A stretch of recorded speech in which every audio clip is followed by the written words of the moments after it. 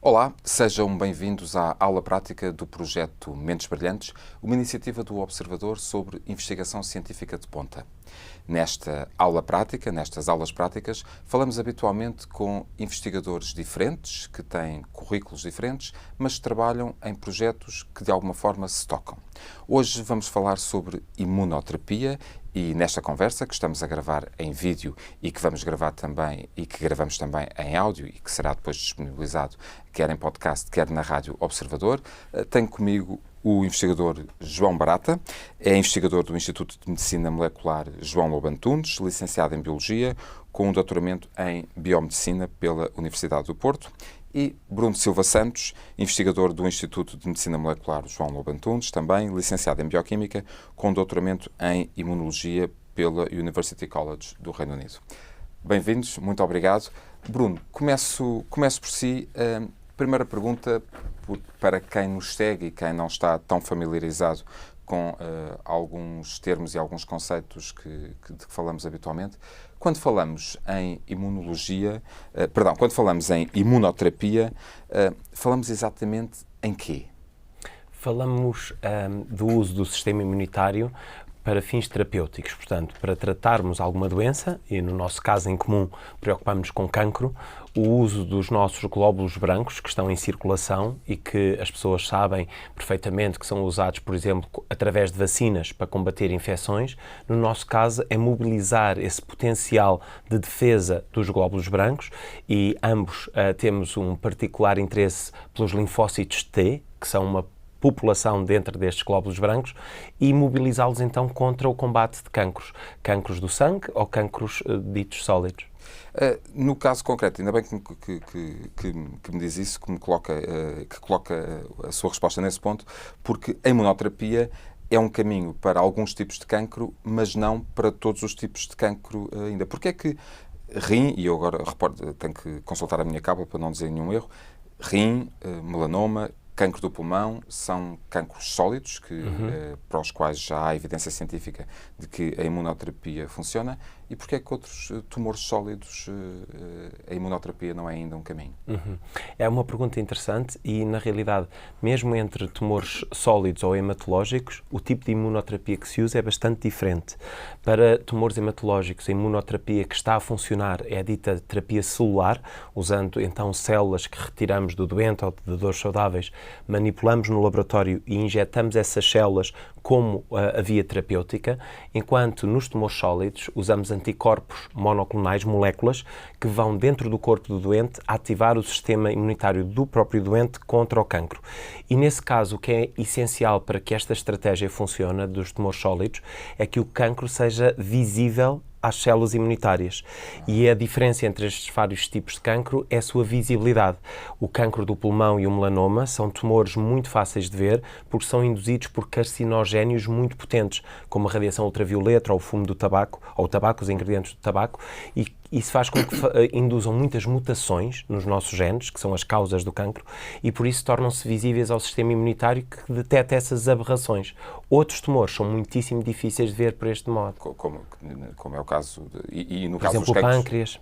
E no caso dos cancros de sangue, aí já falamos de terapia celular, falamos de abordagens. Exatamente, porque os cancros de sangue normalmente têm muito poucas mutações em comparação com os tumores sólidos, têm mutações em poucos genes, mas muito potentes, que induzem estes cancros do sangue, e portanto para o sistema imunitário é difícil identificá-los dessa forma. Precisamos de mobilizá-los de uma forma distinta.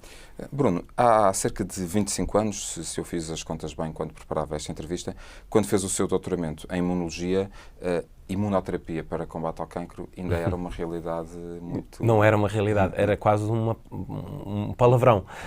Eu fiz realmente o doutoramento, onde eu fiz o trabalho foi no Cancer Research UK, que era o maior instituto de cancro do Reino Unido dedicado então à investigação no cancro, e todos os colegas olhavam para nós imunologistas como aves raras que tinham uma fé quase inexplicável no potencial do sistema imunitário em combater o cancro.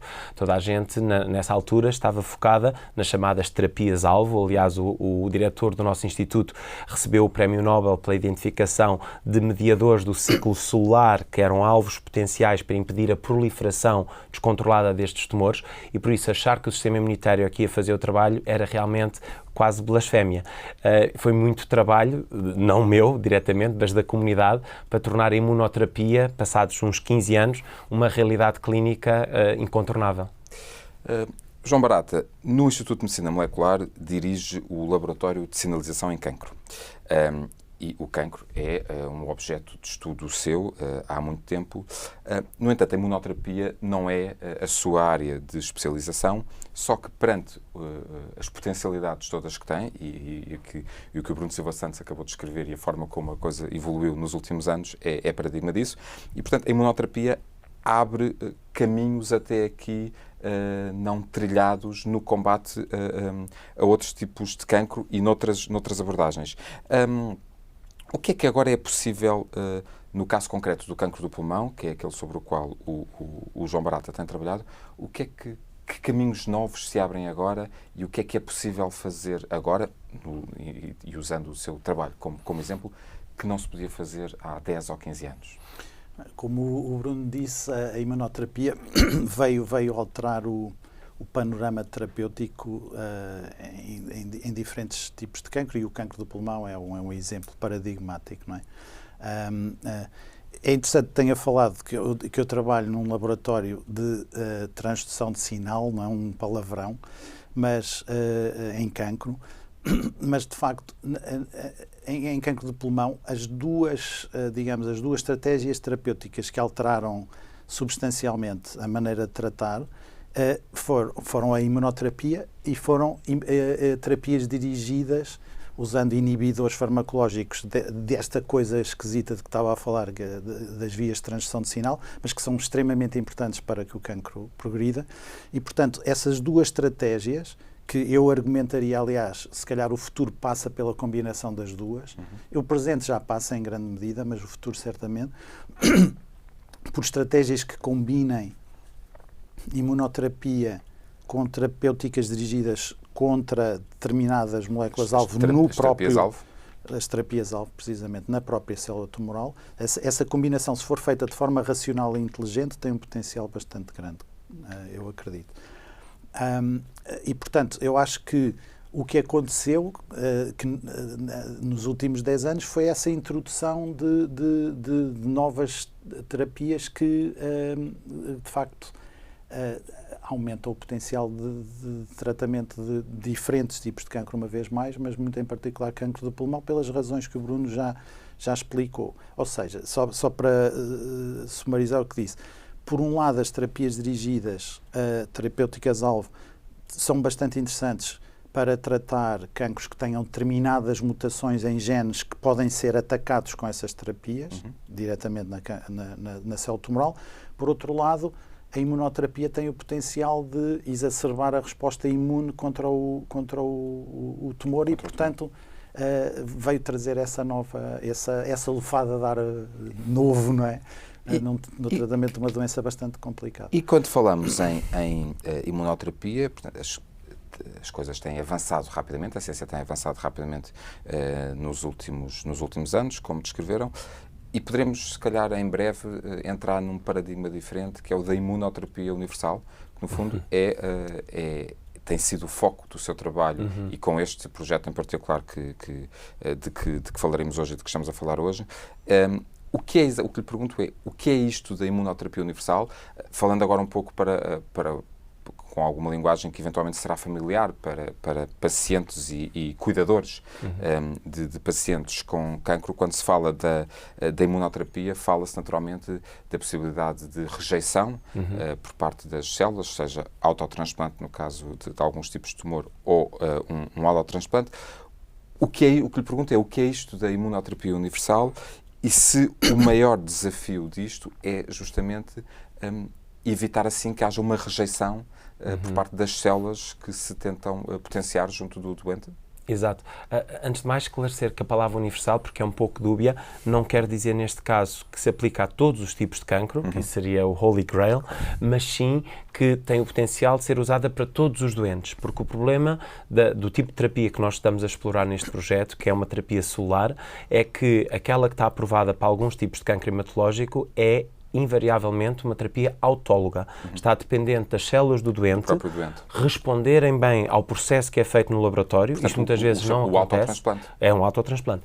E o problema é que o procedimento, que estamos a falar de pelo menos 2 semanas em laboratório, requer que as células do doente estejam com um grau de fitness, de capacidade proliferativa e de serem transformadas para depois serem usadas para tratamento, que muitas vezes os doentes que chegam a essa fase já muito tratados com quimioterapia, terapêuticas, alvo, etc., todas as vias que foram necessárias para conter o tumor e manter o doente vivo até aquele ponto, podem impedir que o produto imunoterapêutico seja de facto viável.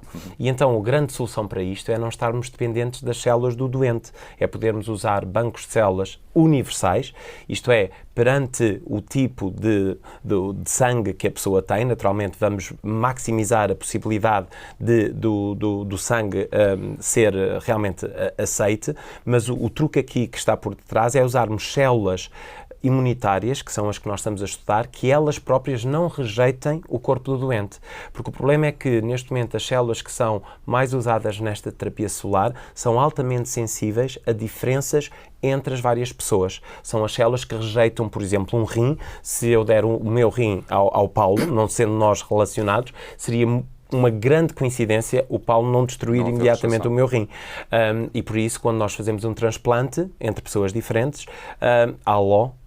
precisamos de ver a similaridade entre essas pessoas, que está codificada num genes muito importantes de histocompatibilidade. E, portanto, aqui o truque é usarmos células que não olham para as diferenças entre pessoas e que são, nesse sentido, mais possíveis de serem usados universalmente. E essas células são as famosas para si, na preparação que eu fiz, se calhar, são as gama-delta, os linfócitos T gama-delta, que têm essa particularidade de olhar apenas para o que é comum e não para o que é diferente. Exatamente. Porque as outras células, que se chamam alfa-beta, nomes gregos que só dificultam a compreensão destas terminologias, mas as tais alfa-beta são realmente muito específicas para a pessoa que as gerou. E quando são injetadas numa pessoa diferente, que tem estes genes de histocompatibilidade diferentes, que herdou da sua própria família, vão induzir a rejeição.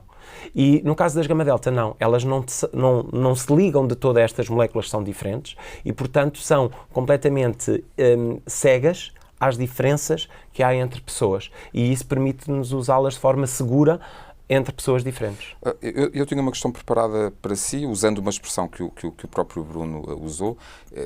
Perguntaria se antes de uma terapia universal que dê para todos os tipos de cancro, isto é o mais perto possível desse Holy Grail, desse santo grau, de haver a possibilidade de desenvolver uma imunoterapia recorrendo aos tais linfócitos C gama-delta, que permitiria haver um banco de células a que se poderia recorrer. Isso é o mais perto possível que poderíamos chegar? Do ponto de vista, lá está, realmente são 2 desafios muito grandes. Acho que o desafio de tornarmos universal neste sentido, de banco de células em que vamos dar para um tipo, mesmo assim podemos fazer uma personalização um bocadinho maior, porque podemos ter sangue de dadores saudáveis que representam, por exemplo, etnias diferentes.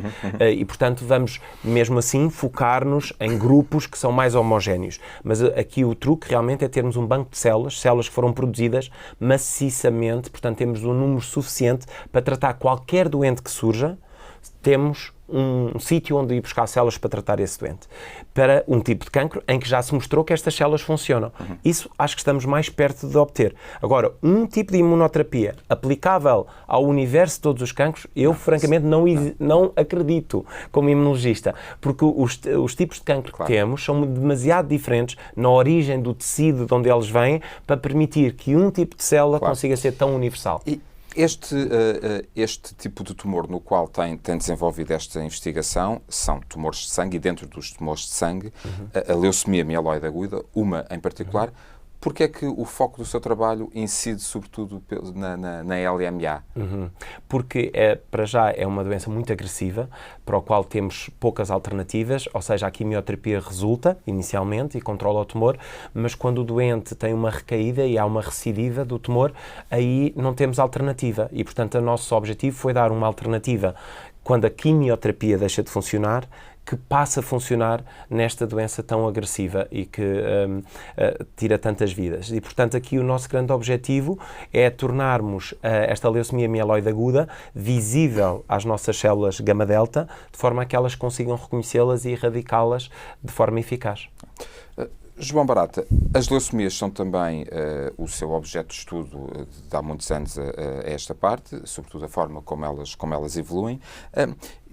De onde é que surgiu a ideia de juntar o que aprendeu ao longo de muitos anos de investigação em neoplasias hematológicas, em cancros de sangue e mais concretamente em leucemias, juntando ao cancro do pulmão, ao estudo de um cancro do pulmão, que é uma área de investigação nova para si, ou sobre a qual não tem tantos anos quanto junto de leucemia. Portanto, tudo aquilo que aprendeu e que desenvolveu ao longo de todos estes anos junto da leucemia é útil agora para o combate ao cancro do pulmão. Como é que isto se junta? Deixa-me só acrescentar uma coisa antes de responder a essa pergunta ao que o Bruno disse, porque este tipo de imunoterapia em que se faz uso de uma célula do sistema imune e é transplantada para um doente, o que o Bruno está a fazer, que é interessantíssimo e motivo de orgulho no próprio Instituto e acho que para o país.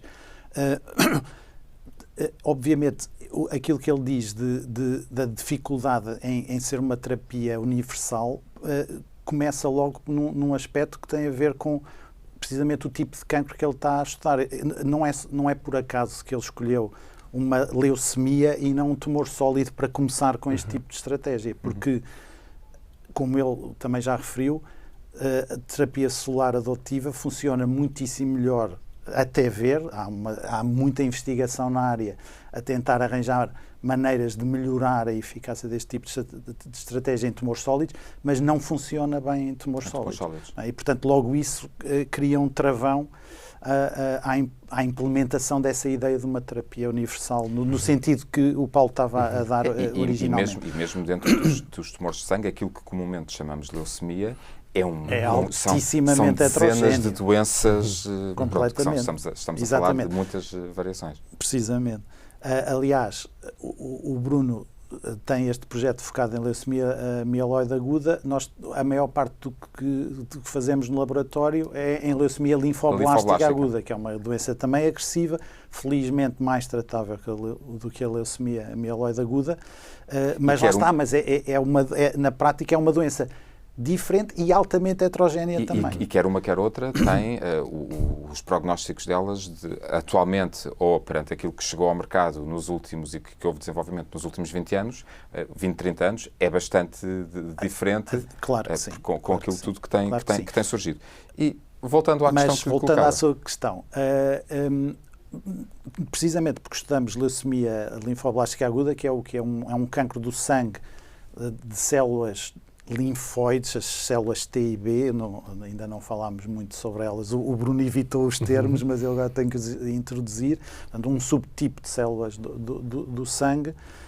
E essas células, durante o seu desenvolvimento, até ficarem células maturas que são capazes de andar a patrulhar o nosso organismo, e a cumprir a sua função imunológica, durante o seu desenvolvimento elas são altamente dependentes de uma substância que é produzida em diferentes órgãos do nosso corpo, incluindo a medula óssea e o timo, que é a interleucina 7. Essa substância... A IL-7 é absolutamente essencial para o desenvolvimento de células do sistema imune, adaptativo, as células tais, os linfócitos T e B. Se não tivermos o receptor da IL-7 ou pessoas que tenham mutações do receptor da IL-7 que fazem com que ele não funcione, têm imunodeficiência altamente severa e, portanto, tem este lado essencial para o desenvolvimento do sistema imune, mas nós e outros grupos demonstramos no passado que tem um lado perverso e a IL-7 pode potenciar o desenvolvimento de leucemia. A IL-7 e o seu receptor, o receptor da IL-7, ou IL-7R. Portanto, nós ao longo dos anos estudámos os mecanismos através dos quais este eixo IL-7 receptor estimulam o desenvolvimento de leucemia E a certa altura começámos a reparar que alguns tipos de tumores não hematológicos, ou seja, fora das leucemias, fora dos cancros do sangue, havia alguns cancros em que as células de cancro, de tumor sólido, expressam o receptor da IL-7 também. E isto surpreendeu-nos porque dizem-nos os livros que o receptor da IL-7 é expresso em células do sistema hematopoético e não em células... podem ser expressos às vezes em células endoteliais, mas na maior parte dos casos em células do sistema hematopoético. E, portanto, células de tumores sólidos, nomeadamente de origem epitelial, não era muito expectável que fosse assim. E por uma série de razões, acabámos por focar o nosso estudo e o nosso interesse em cancro do pulmão, num subtipo que é o mais comum.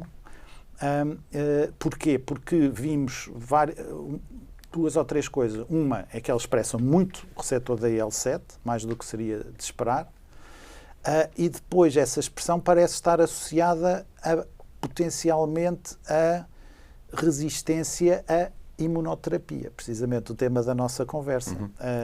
Portanto, é isso que andamos, no fundo, a explorar neste processo. Se tudo correr bem,